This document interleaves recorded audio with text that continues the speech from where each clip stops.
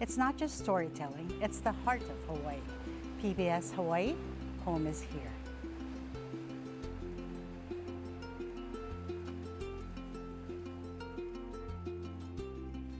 Local broadcasts of Insights on PBS Hawaiʻi are made possible by the support of viewers like you. Mahalo, and by Carl Smith Ball, providing legal services throughout Hawaii and the Pacific since 1857, making a positive difference in the communities where we live and work.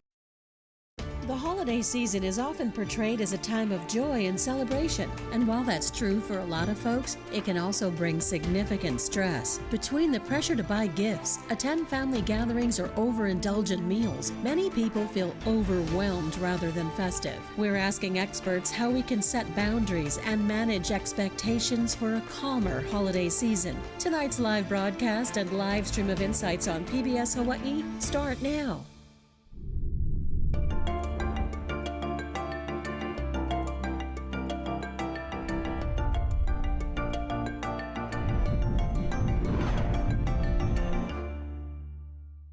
Aloha and welcome to Insights on PBS Hawaii. I'm Daryl Huff. The holiday season is here, starting with Thanksgiving and going through New Year. While it's meant to be a time to celebrate and express gratitude, it can also be very stressful. Shopping, travel, hosting, and even attending parties can take a toll on our physical and mental health. This time of year can also amplify existing stressors, especially for those coping with loss, loneliness, or money issues. Tonight, we're unwrapping the holiday season, asking our panel how we can address and manage the holiday hustle. We look forward to your participation in tonight's show. You can email or call in your questions, and you'll find a live stream of this program at pbshawaii.org and the PBS Hawai YouTube page. Now to our guest. Rona Yagi Fukumoto is the president and CEO of Lanakila Pacific. The nonprofit helps people with cognitive, physical, social, or age-related challenges build their independence and improve their quality of life. Anisa Wiseman is the deputy director of the National Alliance on Mental Illness Hawaii chapter, or NAMI Hawaii. She's a former special education teacher and business owner and is living in recovery from post-traumatic stress disorder. Dr. Jenny Satterberg is Hawaii Pacific Health's Chief of Primary Care for North and Central Oahu. She is board certified in family and obesity medicine and created a weight management class for patients that she has run and taught for the past 2 years. And Bryan Yucoco leads HawaiiUSA Federal Credit Union's financial wellness and community outreach programs. He works closely with schools, students, and community partners to bring real-world financial education into classrooms. And now you all have individual expertise that we really appreciate, but also you all have families and other challenges. Let me start with Dr. Satterberg. What things do you worry about going into the holidays for yourself and your own family? Yeah, I guess, for me, it does pertain to eating. So I'm going to Oregon next week to go home to see my family, and that's where I'm from. But I'm just worried about, needing to eat all the things when I'm there. And then, of course, all the gifts you get that are food related and just kind of like that overeating during the holidays. So I will definitely be working on that. We'll talk more about how to deal with that later on in the show. And Anisa Wiseman, how about for you, what kind of things go through your mind when you're trying to prepare for these holidays? Right now, my mom just lost her dog of 14 years last week, so I'm trying to figure out ways to support her as she goes through her grief journey, especially through the holidays. And then Rona Fukumoto? I think it's all about balance. I'm so busy at work, and I'm the oldest daughter, and need to get all the traditions done. And my mother has dementia, so also just a whole lot going on. So being able to balance everything. And Bryan, is it a financial issue for you? You must have your finances figured out. Sometimes we do, sometimes we don't. But one of the biggest challenges that I foresee is trying to stay within a budget. The holidays, obligations and so forth, it's tempting to go ahead and kind of go outside what you've planned to purchase. So for me, that's the biggest thing, because if you think about it, you start spending now, and then January when that bill comes, are you prepared for paying that off? It is shocking to me how much money people spend on holidays. What's the trick? The trick? Hopefully you can prepare ahead of time. Create a budget and essentially plan out what you're going to spend for each individual. Make a list. And stick to that. That's probably the hardest thing to do, because if you're like any regular person who walks into Costco and sees a deal, you know, you'll go ahead and pick that up and throw it in the cart. And it's about having self-control when it comes to spending for things. Anybody else look at the money as an issue? Oh, everybody's going like this. Definitely. Rona? Definitely. Yeah. You know, Rona, you mentioned being the oldest daughter. We all have our cultural pressures too. Tell me about what that's like for you. Well, just getting the family together, creating the menu, making sure everyone's Is it at your having the house? right time. It is at my house. So multi-generational family, like sort of, I used to call it the compound. And so folks come over. It's not a huge family, but you know, you have to clean, you have to help with the cooking. I don't cook, so thankfully that's not You part don't of cook it. by rule or because you don't like No, it? because I have a dad who's an awesome cook, and having him teach me was really hard. So the patience involved, but yeah, just a lot to do during the holidays. Anisa, you mentioned your mom's challenge, and you're with NAMI Hawaii. What kind of issues do people run into in the holidays where they might actually need to get help? I mean, the holidays is a great time for a crisis to happen, really. A lot of crises come up during the holidays because they don't have their finances in order, because they don't have the right support, because they feel like, why does this person get to go to this Thanksgiving and why I don't have people to go to Thanksgiving with? You know, they feel left out. There's a lot of challenges that come with the holidays that people are trying to navigate, and it's tough. Doctor, you mentioned the eating, and you have a program. What's your advice for people in having to face that? Because like every office has food down on the counter, you're baking food. Food is a big part of the holidays. Yeah, definitely. I try to counsel them that really this is a big chunk of time. This is almost, you know, a quarter of the year that potentially you could just be eating way too much and indulging. And so we really have to go into it with mindfulness and also like pre-planning, kind of like how you would with a budget. We have to think about what our intentions are when we're going into the holidays and kind of have a plan before every event that we go to. Can you be more specific about that? Because I mean, I'm a kind of, I just take it as it comes kind of guy. You know, if someone puts something in front of me, you'll take a bite. But what kind of discipline tricks are there for avoiding that? Yeah, so in our class that I teach at HPH, one of the things we teach about is kind of like a holiday and travel plan that a person would make if they're working on their weight. So things that they would think about are, what do I want to get out of this event?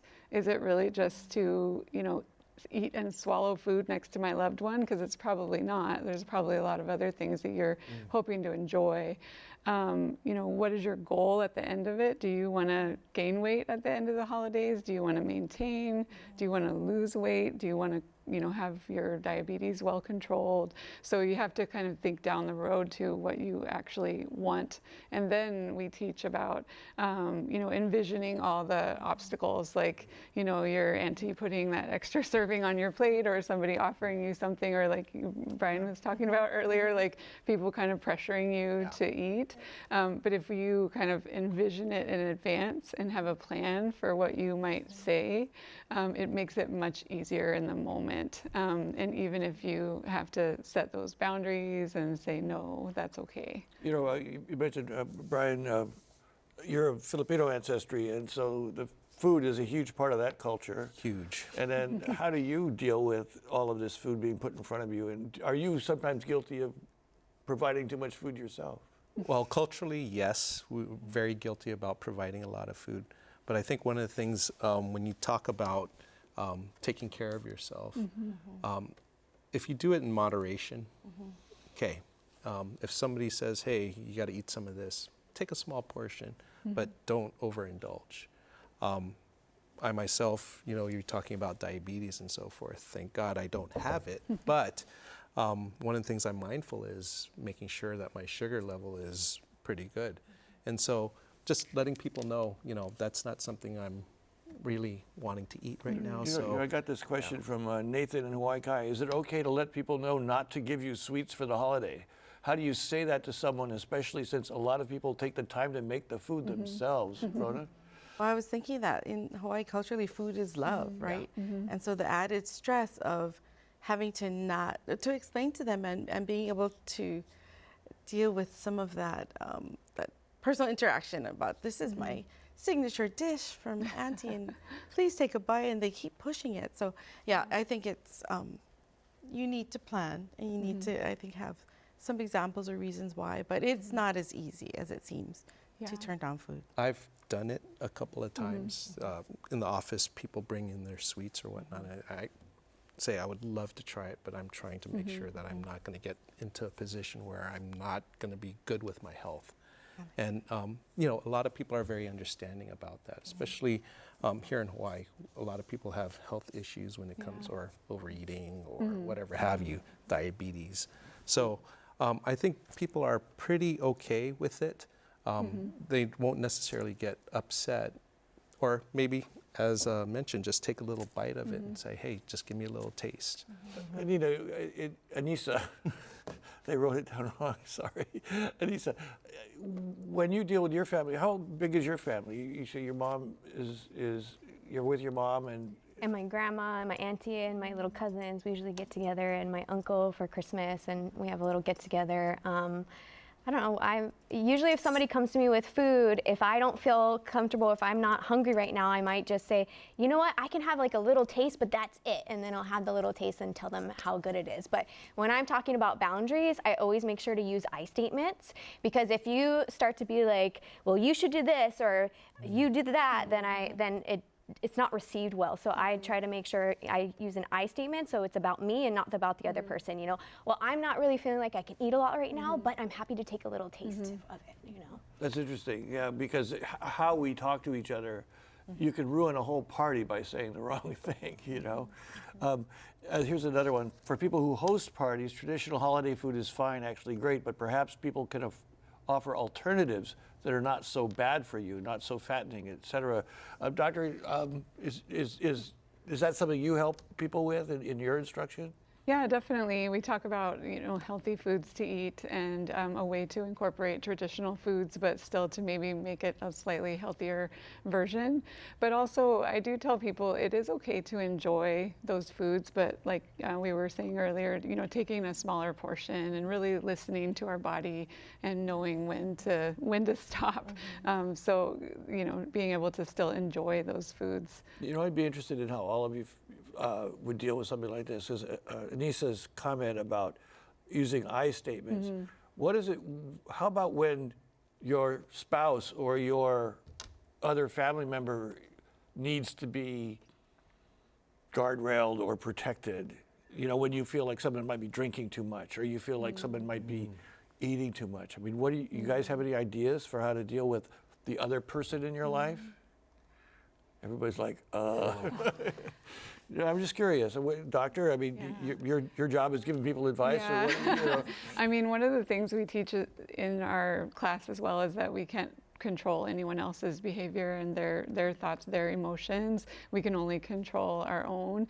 And so, you know, we can show up with, you know, love and compassion for that person, but we can't necessarily base our own well-being on what they are doing. But definitely we can, you know, show up by, you know, providing them with support during those times. Go ahead. But if what they're doing starts to infringe on your own boundaries and they make you feel unsafe, then it is important to speak out, and that's where those I statements come in. You know, if somebody is drinking and they're being really loud and it makes you uncomfortable, you know what? I feel really uncomfortable with this situation. You're speaking a little too loud. I'm going to have to remove myself.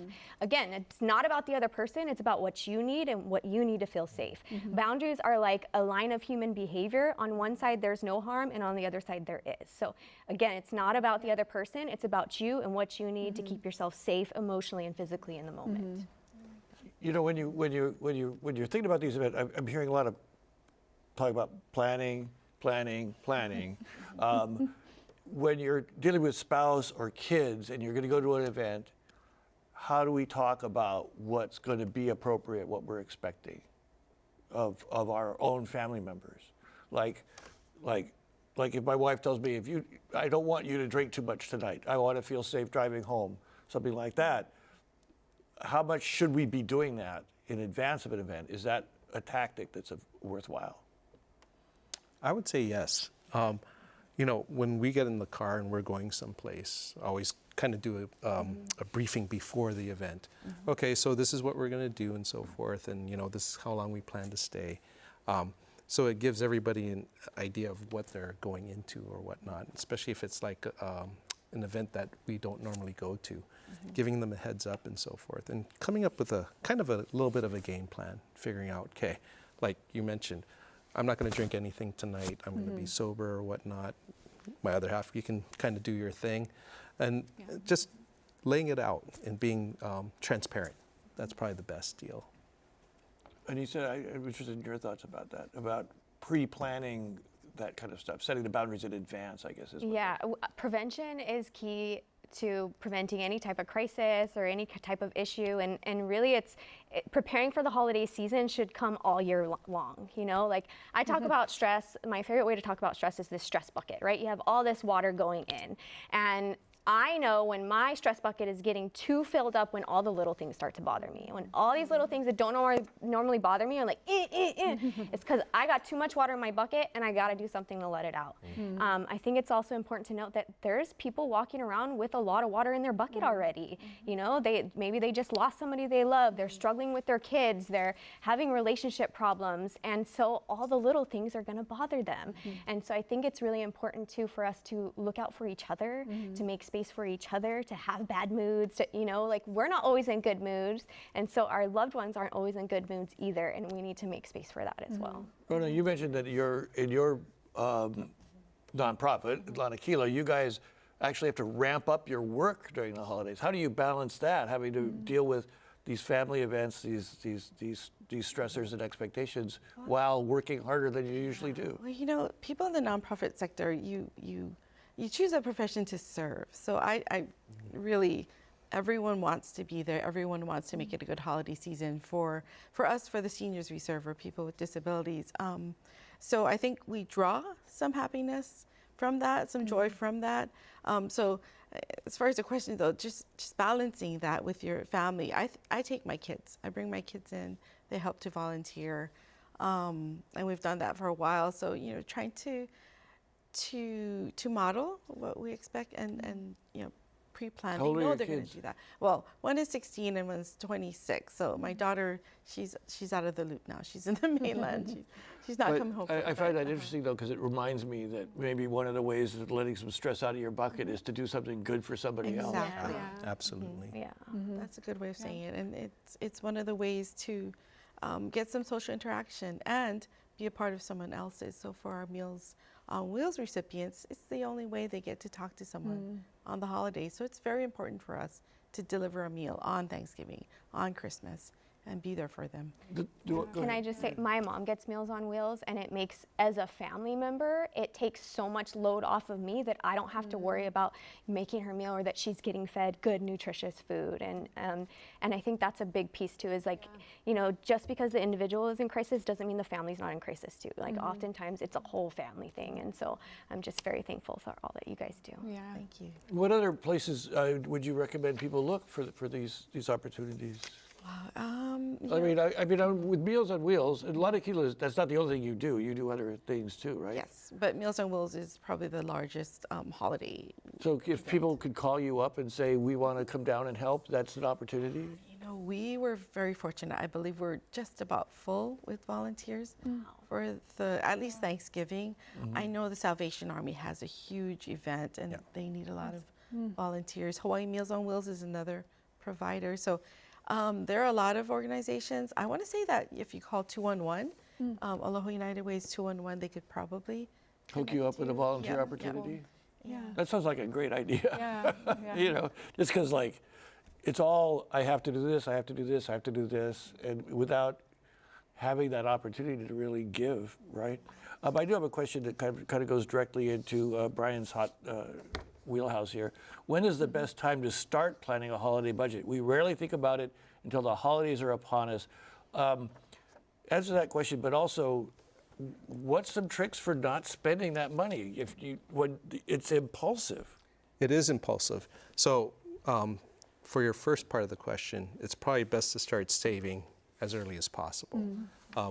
Well, I've January. already, January. that elephant has left the room for me. And if that's the case, then you go into triage.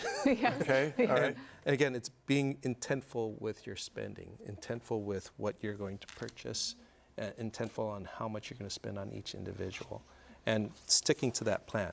Probably the best thing I would recommend is writing everything out. And then sticking to that list and making sure when you're out there shopping, okay, check, okay, I got that, check, I got that. Do I need that? That's not on the list. Don't do it. And being very intentful in that. It just sounds impossible. Sorry, I'm just like, oh, that's great, but I don't think I can. Well, just like anything, in the beginning, it's going to be a challenge, it's going to be difficult. But, you know, over time with practice and so forth, and with the intent behind it, you'll find yourself following these paths. I used to be a shopper, and so I've taken myself. Shopper, like a professional shopper? Oh, I used to spend money. I used to spend some money, but now, you know, you take yourself out of that situation and you think about, okay, well, you've what seen are a you lot focusing? of people in deep money trouble too. Yes, and one of the things that we talk about when somebody is in deep money trouble or they're saying they don't have enough, do you know where your money is going first and foremost? And if you don't have an idea of where that's going, that's where you start. And you might find something there that you didn't really realize. We are creatures of habit. And so, not to knock the coffee guys, but you know, a lot of folks say, I need my morning Starbucks. And so, is that something that's necessary? A lot of it's a want. So we were having this conversation before the show. So Eric writes, going to a party or gathering here or there is fine, but you may get multiple invitations. It's difficult to say no, but it's important to feel comfortable saying no. We all like a party, but we don't have to go to all of them. Let me hear all of your suggestions for saying no. Rona, why don't you start? How do you say no? You seem like such a really nice person. If they overlap, the easiest way, right, to say no to one. But, you know, honestly, I haven't really said no. So maybe writing down a schedule, making sure there's blocks of time or days that the day that we take off to create a barrier. I haven't tried it, but listening to all of you, that might be something to pre-plan. To pre-plan? Any other thoughts about the best way, Anisa? I give myself margins, or I wait to say yes to something. Like my family's doing something tomorrow night and they're like, oh, do you want to come? And I'm like, I have to wait to see how tonight goes and how I'm feeling tomorrow, and then I'll make a decision then. So like sometimes I might postpone making a decision because I know that I need margins, and that sometimes after certain events I need more time to myself and I need to see how I'm feeling before I So it's okay to say, I have to see how things are going that day. I don't know. Yeah, it's totally okay to say that. Doctor?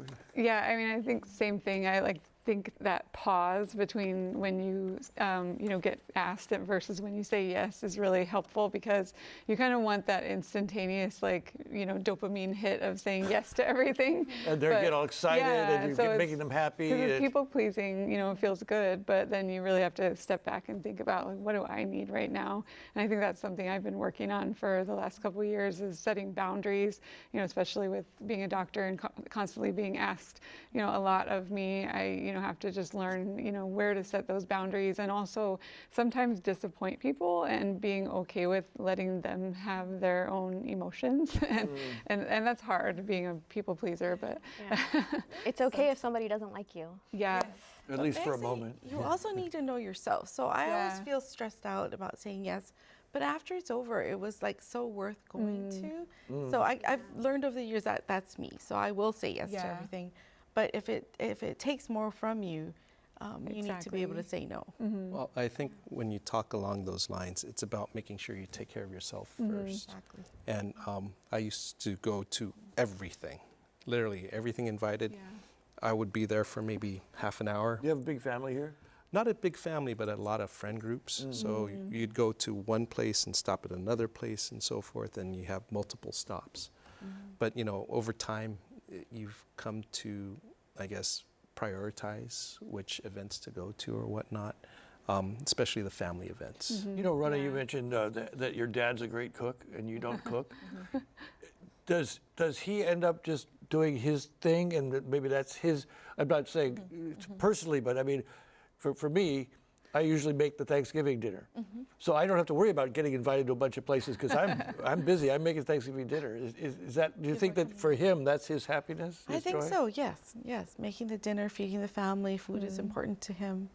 So you need to know yourself. I think everyone needs to know themselves and their boundaries. And, Something I saw another family implement this year, which I thought was really interesting, is they had a holiday meeting and they went over with the kids, like, okay, what is a good, what memories do you want to make sure you make this year? You know, and they all had their bucket list. And so then throughout the holiday season, they made sure, oh, you want to make hot chocolate. Oh, you want to build a gingerbread house. Okay, so they were clear on what their goals were for the holiday season so they could accomplish them together as a family. And I thought that was really powerful and was a great way to release some of that stress, so the kids know what's coming next, the parents know what's coming next, and they can plan for it all appropriately too.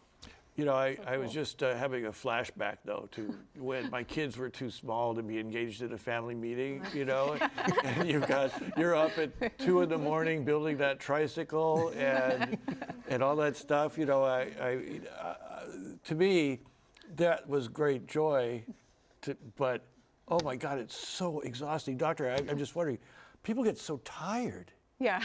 You know, how do you cope with being so I have tired? an answer for that one. I mean, definitely I do counsel people that, you know, sleep is so huge for our health, and most people that I see do not get enough sleep, and sleep is also regular time. Yeah, and it's really important also for our weight, our, you know, how much we eat, because it actually controls a lot of our hunger hormones, and so getting enough sleep is super important. So like 7 to 9 hours for adults, which most people are like, no way I could get that. But how do you cope with the expectations of your children? I mean, do you build up your expectation of your children by doing that? I mean, I love the family meeting idea, but I you know, we haven't talked much about having little kids. I mean, Rona, how did you get through it with what was your strategy with your kids?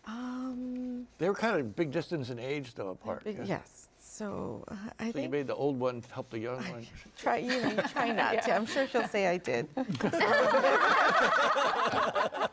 Yeah, we'll get her on the show. I don't know. Honestly, you just get through it, I think, with little kids. But like you said, you enjoyed so giving much joy, the tricycle to them. You're tired. But you have memories, so. I think you can still have a holiday meeting with them. I taught preschool before, like, you know, when they're 3, they can still, and maybe it's not words, maybe it's pictures you're showing them. Maybe they're choosing what they want to do from pictures and not actually verbally communicating. It's actually kind of empowering, right? Kids are always told what to do. Exactly, give them a chance. Put a bunch of pictures in front of them of different activities. Let them choose what they want. Okay, remember you said you wanted to do this. We're going to go and do this today. You know, you can do the same holiday planning. You just talk to them a little bit different. I think if you're consistent, every year you go through this planning process, it becomes like a tradition. So it's part of the holidays, and then they expect it. And then, you know, I think it works out better as they grow older. Yeah. Oh, absolutely. We, for our family, is Honolulu Hale, the Christmas lights and so forth. So that's something that we consistently do, drive through, making sure we see all the lights and so forth. And that's been consistent since the kids were very young, and making sure that that tradition kind of sticks in, and meeting your expectations of doing something with the family, but also continuing some sort of legacy moving forward.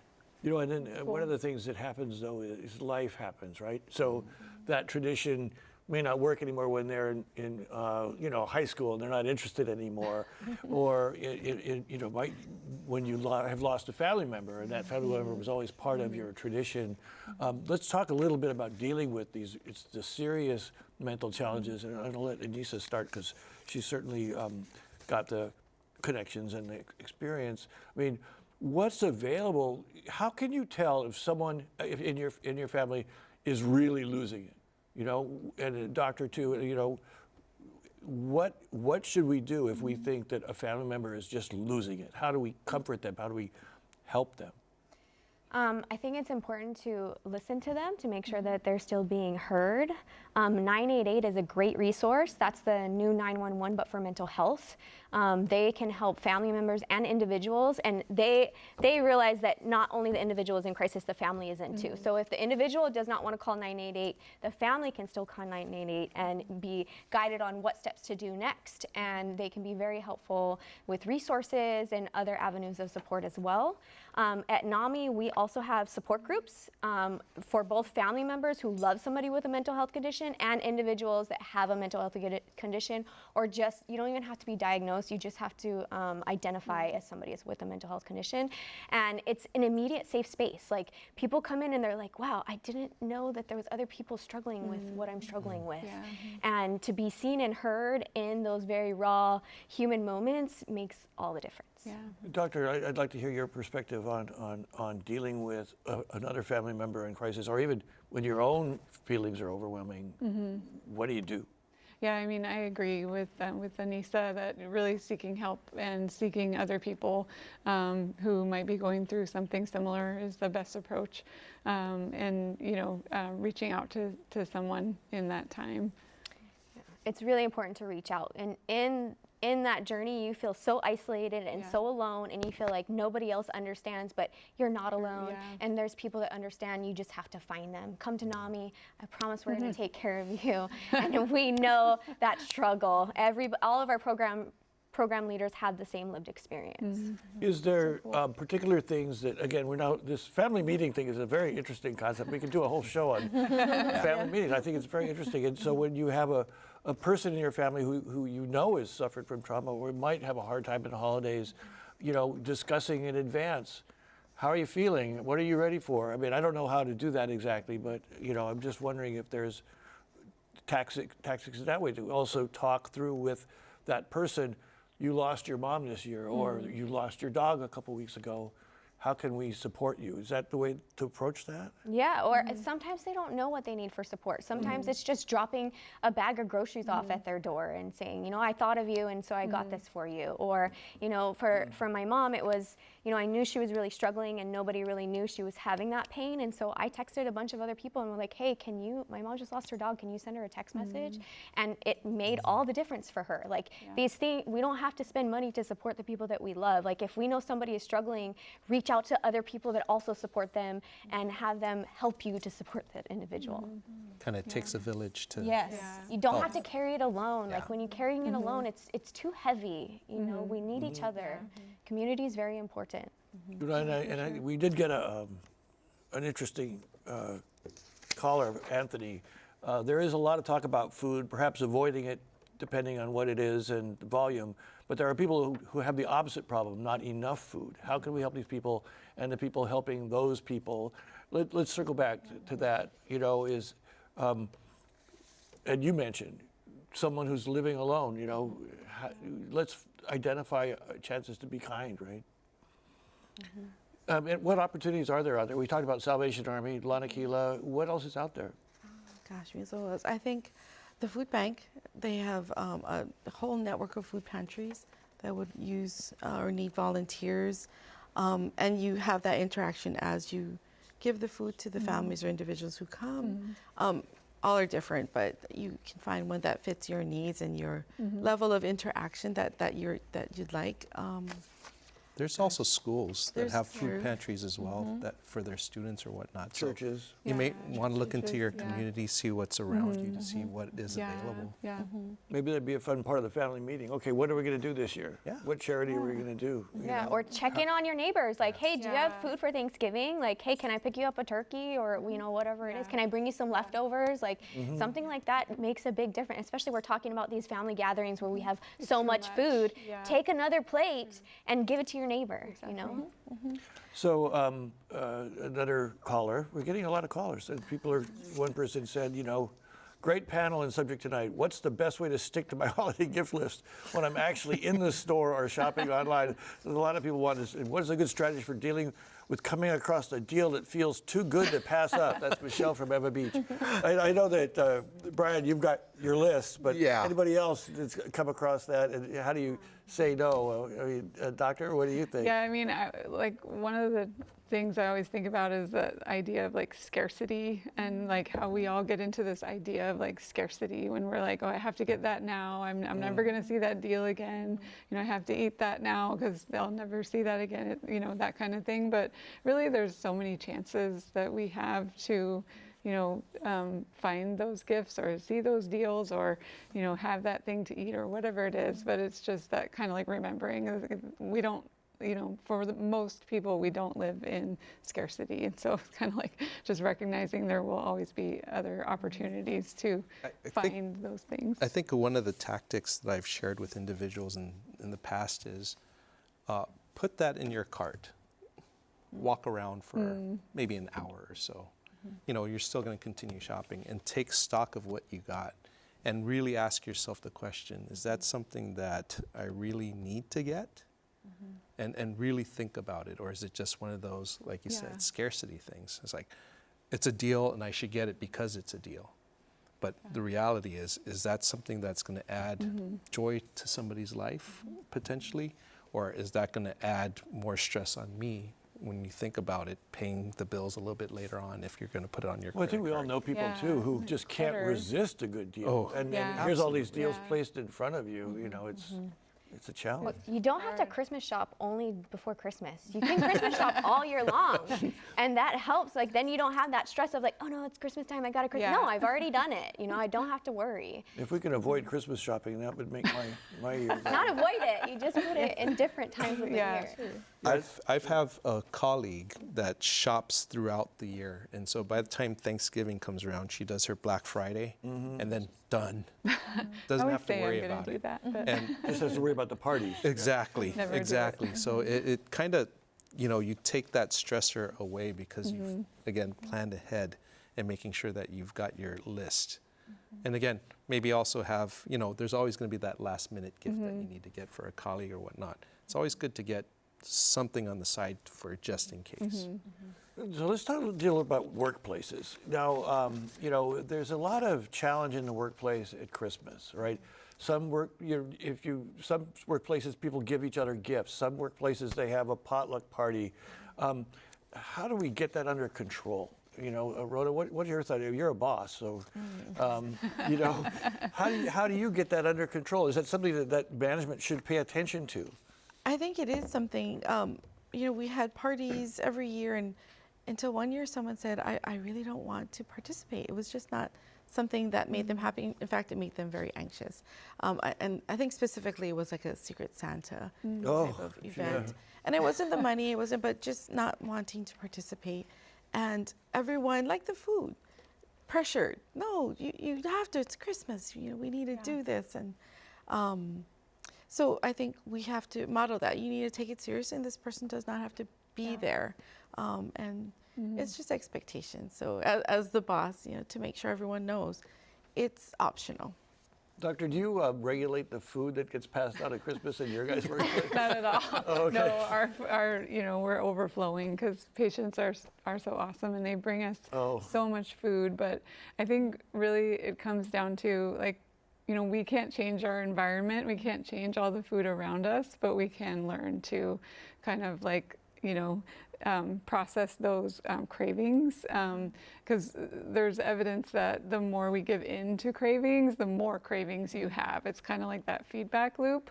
So if we can, you know, kind of like practice not partaking in those foods just because they're in front of us, really, you know, it'll actually become much more manageable. So. I mean, I'm not a paragon of weight control at all, but but I do have kind of a rule for myself, is I'll fill one plate, and then I stop, and I'll have one dessert, and then I'll stop, or I'll have little pieces of one dessert. That's about the only discipline that I can come up with. But I mean, I think that's helpful, is to sort of limit, tell yourself in advance how much you're going to eat. Yeah.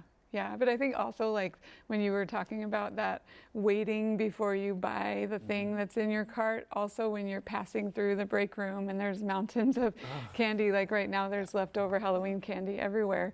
But sometimes I'm in there and I'm just like, ooh, Twix, and I just grab it and then I'm like, wait a minute, I don't actually want that. It's just like an impulse. And so if you can kind of have that pause between when you see it and when you actually eat it. And one strategy I teach is actually to like take it with you, put it away and say, I will have that tomorrow. And sometimes your brain actually just becomes less interested in it that day later. You're just like, you forget about it. And so that delayed kind of response really does help. Anisa, your thoughts about workplace stresses? You know, I'm really lucky. We don't have our holiday party till after the holidays, till January time, because it is such a stressful time, and my boss recognizes that. Another thing that we do is we do a white elephant gift, but it's something that we don't want that we got for Christmas. I like that. You know, so like maybe it's extra candy, or maybe you know it's A white elephant Christmas party. yeah, and then we, you know, and it's nice because we don't have to worry about that stress during the holidays. My boss puts it off for us, and then it becomes fun later because then we get to re-gift things that are not good for us but are good for somebody else. And Bryan, you're in a workplace too. Yes, in our department, we set limits. So it's like, okay, $10 is the limit here, and $10? yeah, Like for each person? yes. You give $10 worth of gift to each person? No, You guys are in so a bank. no, not per person. Oh, so okay. it's kind of like Secret Santa or whatnot. So we kind of limit it. I mean, Oh, I see. remember, we're nonprofit. We're a credit union. So Sorry, yeah, I didn't mean to say bank. Yeah. So no, and so we make sure that we don't want to put each other out in the pasture, so to say, or spending more than what we need. So we do set limits and so forth. And a lot of times, the potlucks or whatnot. We have a large gathering, so we know that we don't have to make a mountain or army of food. It's a small enough plate where it'll feed maybe 5 to 6 people or whatnot, and we have like 30 people participate. So again, it really helps to kind of, they manage that and they share with us what we should bring. How do you guys feel about the managed corporate Christmas parties? You know, there used to, in the old days, there'd be this massive Christmas party. There'd be all this alcohol and the office romance that was never supposed to happen happens all of a sudden, you know. And is that just gone now? I mean, is that so? Because people don't drink at work as much as they used to. Yeah, you know, nonprofit. Yeah, Never experienced Yeah. No one here pays excise taxes. Well, we have one every so often, so it's not a consistent. Not thing. every year. Not every year. Not every year. So I've been with the. So in a good year, you guys have a party. In a bad year, you don't. It kind of all depends and so forth. Depends on what's going on, if it's in the budget or whatever. That's the other thing that reminds me, though, is that companies' bonus policies will affect you at holidays too. And that's another stress. Is financially, you know, if you're used to getting a $3,000 bonus, and this year it ain't happening, you know. But we have a theme here that's kind of interesting. It's sort of like, take a pause before you answer that party invitation. Take a pause before you go shopping with this thing. Take a pause before you eat something. I think that's a really interesting. With this bonus, it's something that you can't necessarily take into consideration. Right. Yeah, it's just a matter of, okay, if you get it, awesome. You're that better for it later on. But you know, setting the expectation of receiving something without it being guaranteed, you're just putting yourself into not a very good situation. So it's being realistic with things. We're going to retouch on some things. I think people are joining the show and asking questions. Is there a central place to call when you need to talk to someone? Do those even exist? And I think that's 988. 988 is the. So there's literally, tell me more about that. So there's literally a therapist? Not a therapist, they're crisis workers. Yeah. Okay. So they'll listen to you. They'll hook you up to resources if you need it, and if you need, they'll send somebody out to you as well. So it's a lot of people still don't know 988 exists, and it's an amazing resource, and I hope we start to use it more. I've used it many times, not only for myself, but when I'm helping other family members as well. Like, it's just a great place for me to just like, hey, am I doing this right? Or I have this going on, what should I do next? And they can help to guide me. Really? Yeah, yeah, they're a great resource. So if you don't know, just call 988, man. They're there and ready to help you. Okay, and then here's an interesting question. How do we avoid regret after the holidays? Is there a tried and true method, Gregory? I think maybe all of these things we've been talking about, if you don't mess it up, but really though, after the holidays, sometimes you look back and you go, oh, this thing happened. And Yeah. I pay a lot of attention to that because I suffer from that a lot. And so when I'm making a decision, I look at both paths, and I accept what's at the end of the path. And if I can accept what's at the end of the path, then I go for the decision, and then I don't have any regrets later because I kind of like prepared myself ahead of time. So that's really helpful for me. I just, okay, if I go this way, that means I might not have this. I have to be okay with that. Am I okay with that? If I'm not okay with that, then I gotta go the other path. But if I can accept it, then I don't have regrets later. so much of this conversation is about impulse control. Yeah. You know, Doctor, I mean, Yeah. I think that's a fair question. You know, if the main thing will regard are impulses that we acted on or failed to act on. You know. No, to add to that though, I always, think of my future self. Like, how do I want to feel at the end of this night? Do I want to, feel like I ate too much, drank too much, spent too much, whatever. And how do I want to feel at the end of the holidays? And then you're making that intentional choice rather than, just winging it. And then, just being with yourself and supporting yourself, even if you don't, make the best choices, because, things happen and we're never going to be perfect. So, just kind of like knowing that you've always got your own back no matter what. So. And intentions are so important because like our brain is always wired to look for patterns. So if we set an intention, our brain is always looking for how am I going to keep that intention going, and it just, that mindfulness is so helpful. Intentions. But I think that the other thing when you talk about intentionality, but also there's expectations that are other people's intentions for you. And I'm just wondering, I mean, all of us have family members that have expectations. Rona, in a traditional sort of local family, there's a lot of expectations. And how do you deal with that? Someone's expecting something, or you're expecting something. How do you deal with that? I think as I've gotten older, I've been able to use some of the tools you're talking about, and if I'm good with it, I'll go that way. If not, I need to be able to address it with that person. It's still hard, and sometimes there's no good answer. Or it's just not bad. So sometimes I just junk and po, up to fate. Sometimes you just have to make a decision and live with it. Brian, from a Filipino family, I know that there's a lot of expectations there, family expectations. How do you deal with that? Very lightly.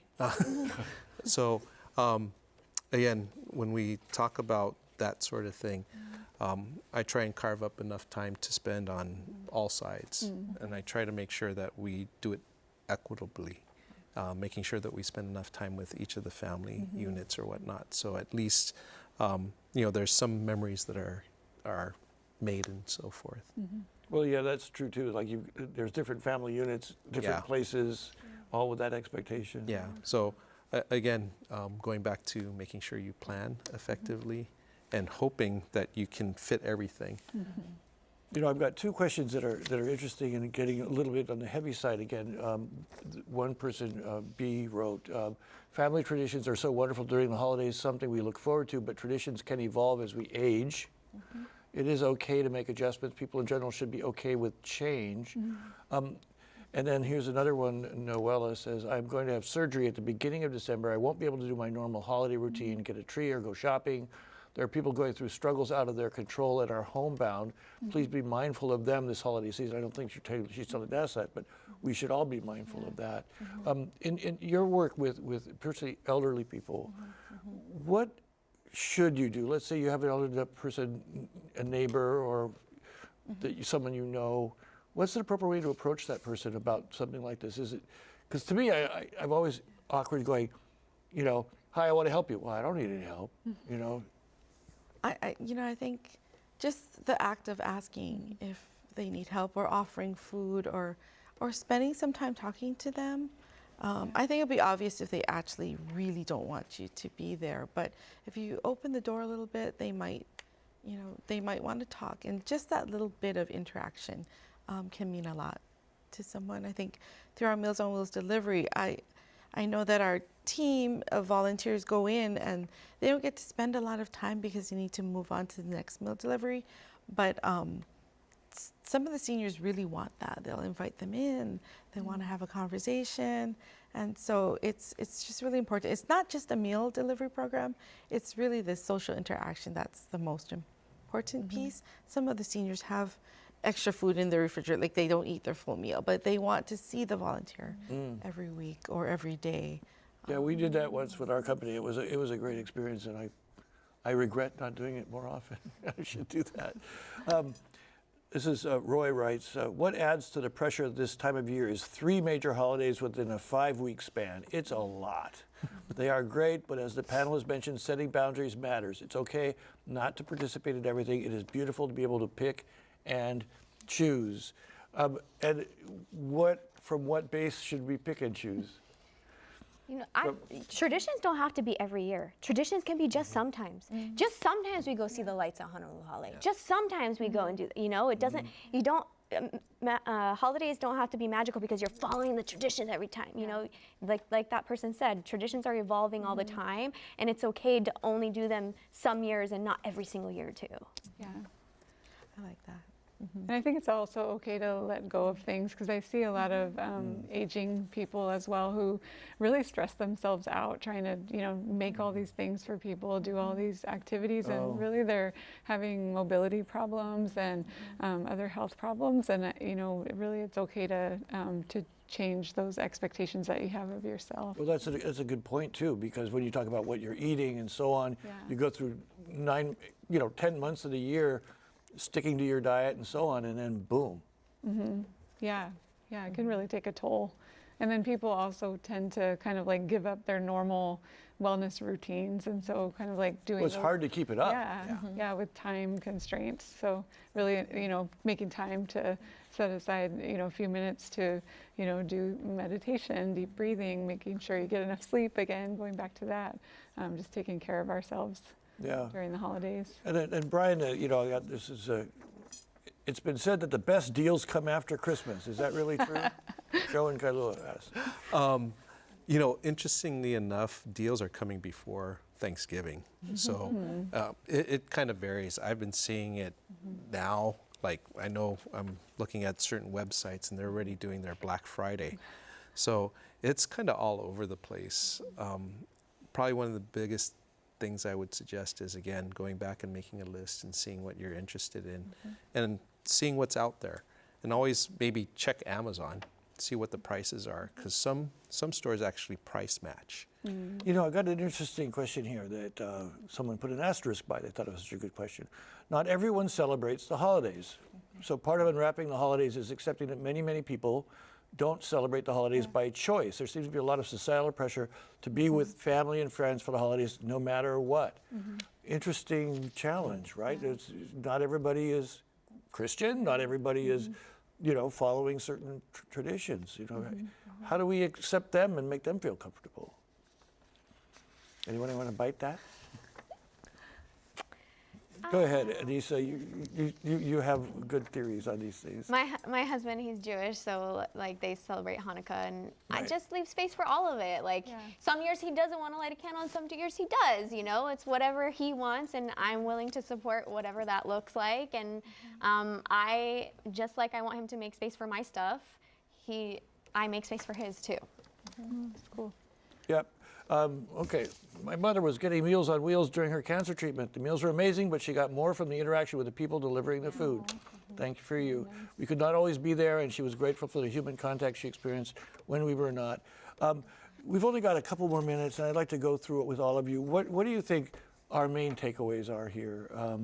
Rona, I'll start with you. What do you think that from this conversation we should emphasize for people heading into these holidays? I think the planning seems to be one thing. I really think just knowing your own boundaries and what will make you happy, and then respecting what makes other people happy. I think sometimes it's just about asking to find out what it would be. Doctor, for you, what do you think we should emphasize from this conversation? Same thing. I think, really living intentionally and really setting that intention and focusing on our self-care and really, understanding what we need, going into this time rather than constantly thinking about, of course we do want to help other people, but we don't need to constantly think about people pleasing. Anisa, what are your thoughts about what we should really focus on? I think looking out for each other. We often, when somebody's having a mental health crisis, they're not even aware they're having a crisis. And so it's important to pay attention to your loved ones and where they're at, and when their stress bucket is getting flooded as well, and making more safe spaces for each other. And that means telling your stories. That means sharing vulnerable things so that it's reflected that other people can share that back with you. It sounds like you're saying, listen. Listen. Brian, you seem to be a very disciplined person. Sometimes. But our impulsiveness will get the better of us in Christmas. How do you control your impulsiveness? You must feel impulsive sometimes. I have support, and as I mentioned, village. My daughters kind of keep me in check when it comes to certain things and so forth. And so it's always good to have somebody that you can bounce things off of. So if you're feeling impulsive in doing an event or whatnot, bounce it off your other half. And, again, going back with the planning, making sure that you stick with the plan that you set forth. But having that support or somebody that you can talk to on a consistent basis to help you out, to me, that's probably a really good thing to have in order to make sure that you can stay accountable for what you want to do. I think what we're all talking about is being a family with your family, right? Is it like, is it plan, watch out for each other, listen to each other, love each other? Anyway, I think we're out of time, guys. And I want to say mahalo to all of you for joining us tonight, and we thank our guests, President and CEO of Lanakila Pacific, Rona Yagi Fukumoto, and Yagi Fukumoto, that's right. Dr. Jenny Satterberg from Hawaii Pacific Health, Deputy Director of NAMI Hawaii, Anisa Wiseman, and from HawaiiUSA Federal Credit Union, Bryan Yucoco. Speaking of the holidays, the Insights crew will be taking a break through the new year. We'll be back on January 15th with a preview of the 2026 legislative session. Please join us then. I'm Daryl Huff for Insights on PBS Hawaiʻi. Aloha and happy holidays.